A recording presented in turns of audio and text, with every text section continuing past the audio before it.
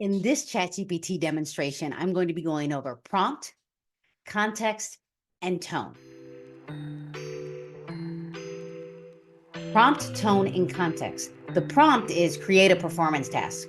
The context is grade 5 geometry, and the tone is a fun activity. So let me read it in its entirety.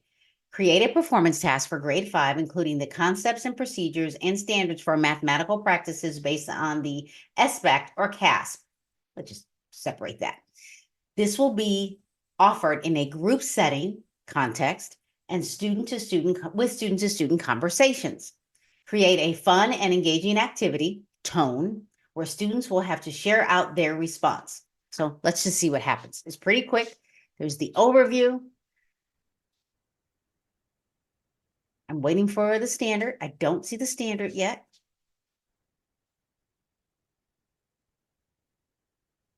Now it gave me the mathematical practices. So after it's finished, I am going to push it. I want to know where the state standard is. I'll just throw in California. So I don't see the state standard. There it is. Okay. This is the state standard. This is what I wanted to see. So these are the mathematical practices. And I would push it a little bit and I would say students will all do 1, choose 2, 7, or 8. This is because I know this, and all do 3, 4, 5, 6, 3 through 6. State this.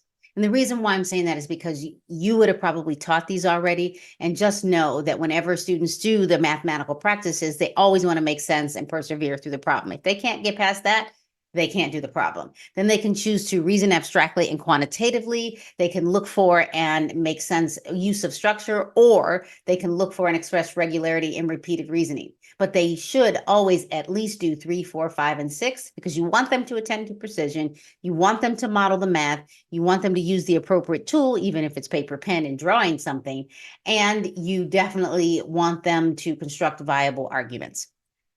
So this is pretty good. And I will throw this in the description as well, and you can have it, but you can run with this prompt. If you would like the prompt guide, meaning the formulas, go ahead. It's in the description. Grab it. It's a PDF. Fill out the form, and you can have it for free. Thank you so much for watching. Make sure you subscribe, comment, and like. Tell me how you're using ChatGPT to become more efficient in what you're doing in the classroom.